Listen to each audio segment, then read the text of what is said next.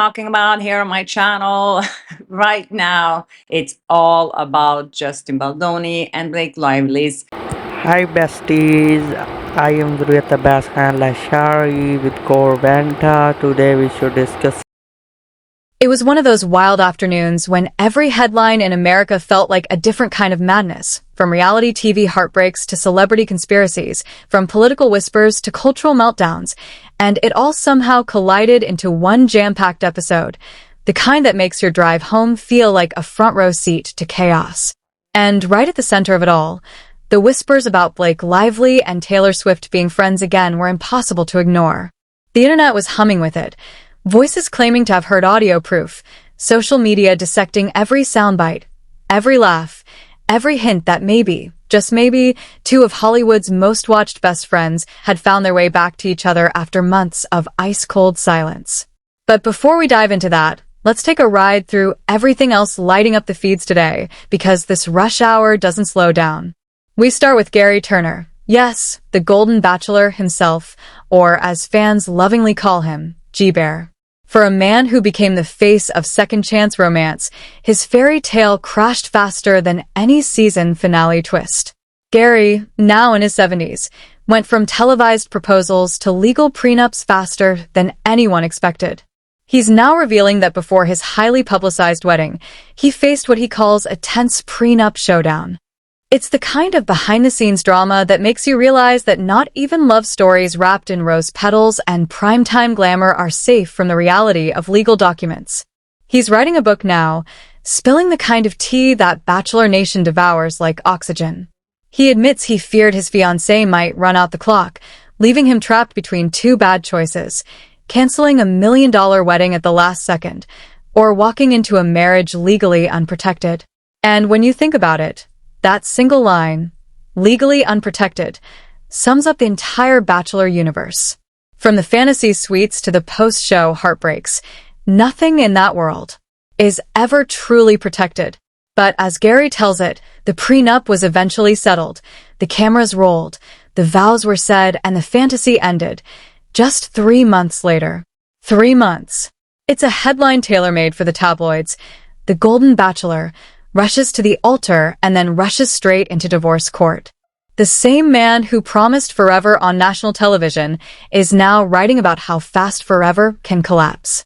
But here's the thing, love and money, especially when mixed on television, are the most combustible combination there is. Gary defended his choices, saying that when two people start a life together, especially late in life, it's fair to protect what they've built. And honestly, he's not wrong. Most of us aren't living in Bachelor fantasy suites. We're living in a world where love sometimes needs a lawyer. Then came a rare moment of hope out of Texas, the kind of story that shakes you at your core because it reminds you that the justice system, for all its flaws, sometimes catches itself before making an irreversible mistake. A Texas court halted the execution of death row inmate Robert Robertson, a man who has spent over 2 decades behind bars for a crime he insists he did not commit, the death of his own 2-year-old daughter. Prosecutors in 2002 claimed he violently abused and shook her, but his lawyers say the diagnosis was wrong, that what doctors once called shaken baby syndrome was a misread tragedy, an accident. Imagine that. Losing your child, being accused of murder, and then losing your freedom for 20 years. The word horrific doesn't even touch it. Reporters visited Robertson behind bars, cameras rolling, and what came out of his mouth wasn't anger. It was grace. No matter what happens, he said quietly, I'm going home to the free world. I'm going home to be with the Lord. The way he said it, calm, steady, resigned, it wasn't the voice of a man begging for mercy. It was the voice of someone who's already forgiven the world for what it took from him. He told them again and again that he was innocent, that he loved his little girl, that God knew the truth. And maybe that's the hardest part of all, hearing someone cling to faith after the world's turned its back. The court's decision to halt his execution isn't a victory yet, but it's a pause long enough for hope to breathe. Because maybe now, after all these years, someone will finally listen to the evidence instead of the echo of old assumptions. But not every headline this week was heavy. Some were just human. Former NBA star Paul Pierce, once a legend in Boston, found himself trending for all the wrong reasons after being arrested when police found him asleep at the wheel. And before anyone could spin it into a DUI scandal, he came forward with a very different story. He said he wasn't drunk, wasn't high, he was just old, tired, and caught in gridlocked traffic for nearly an hour. So, he did what any exhausted 40-something might do. He dozed off. He even took a photo that night, proof of the standstill chaos, and wrote, "I fell asleep. I'm good, y'all." And honestly, who among us hasn't felt that same wave of fatigue from a world that just won't move? If that's not the most relatable celebrity headline of the week, I don't know what is. Pierce even joked that his only crime was being old enough to nap anywhere, anytime. It's the kind of self-aware humor that keeps you grounded when the media's trying to turn your mistake into a scandal. But then the headlines swerved again. Darker, unpredictable. New evidence emerged in the Mark Sanchez case, where surveillance footage from an alleyway shows the former football player's stumbling moments before a violent altercation that left another man stabbed. The story's been messy from the start, with whispers of drugs, alcohol, and rage colliding into one tragic night. The footage, according to investigators, suggests that Sanchez was heavily intoxicated, his body language erratic, his steps uneven. Some tried to argue the truck driver he encountered might have provoked him, but the logic doesn't hold up. Who starts a fight when they're just trying to finish a shift?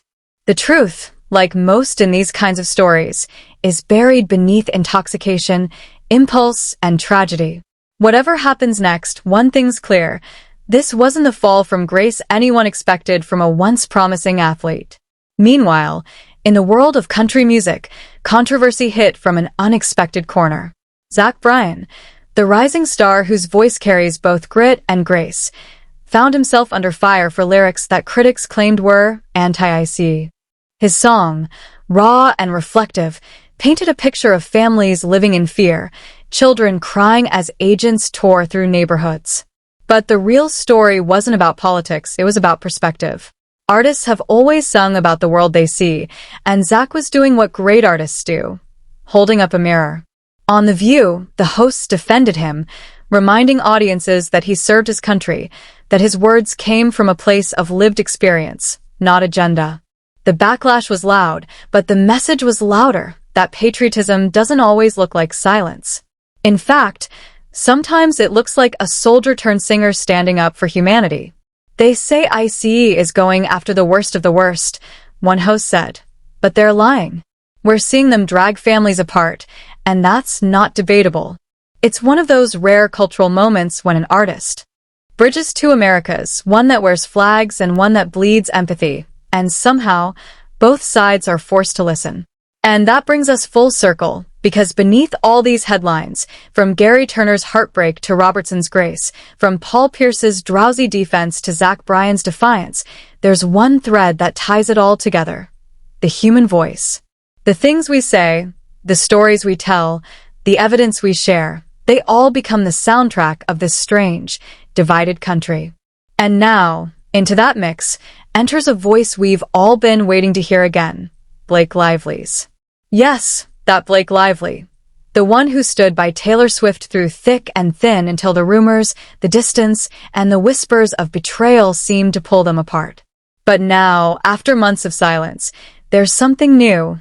A sound, a moment, a clip. Audio proof, fans say, that Blake and Taylor might be friends again. It's unconfirmed, of course, but when the internet believes it's heard the laughter of reconciliation, it doesn't take long for the theory to go viral.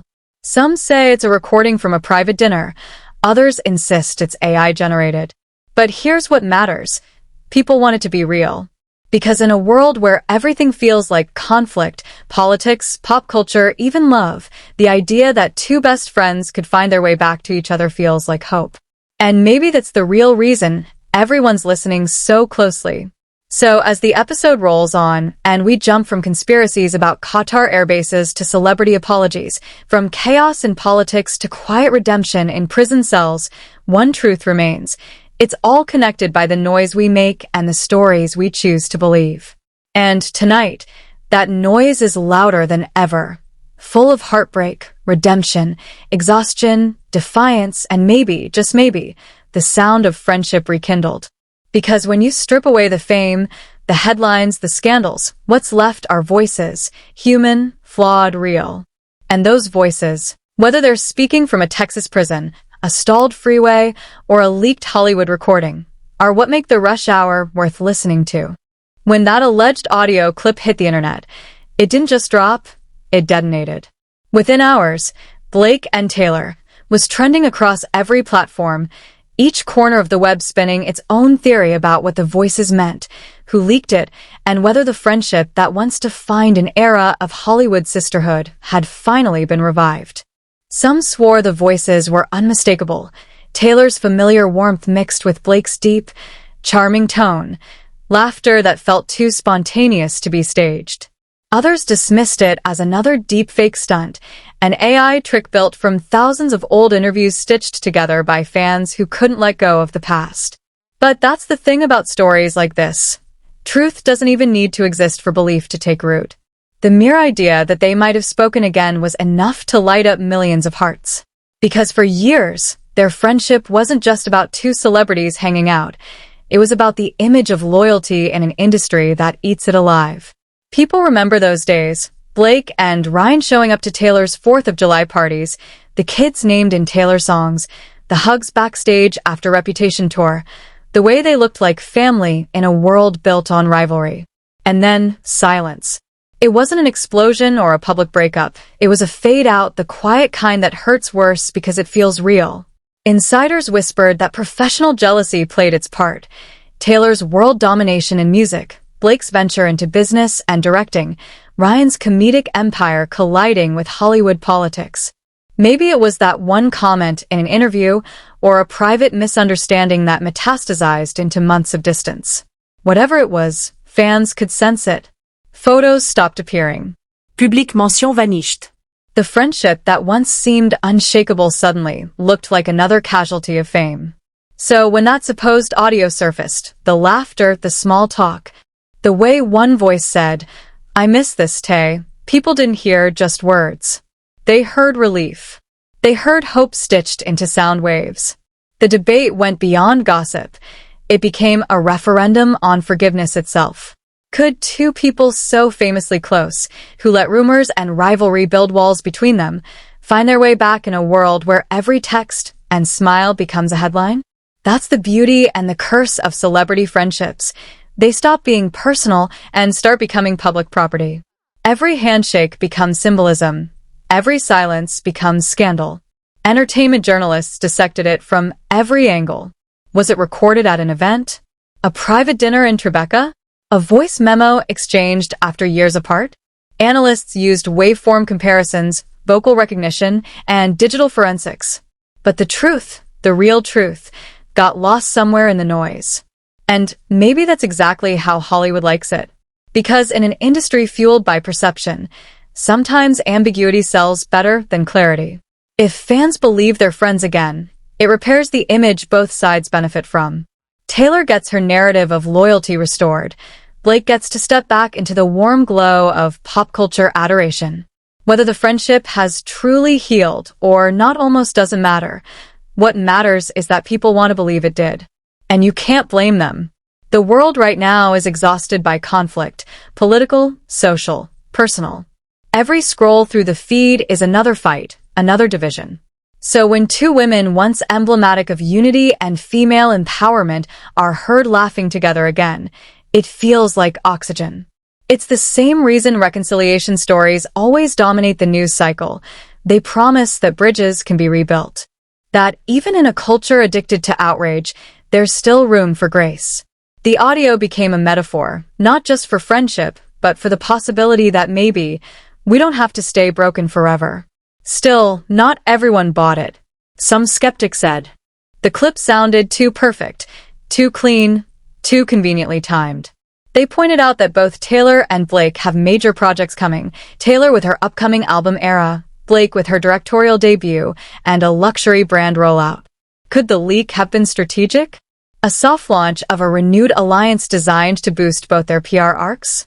Hollywood history is full of coincidences that weren't coincidences at all. Behind the camera, reconciliation often comes with a release date.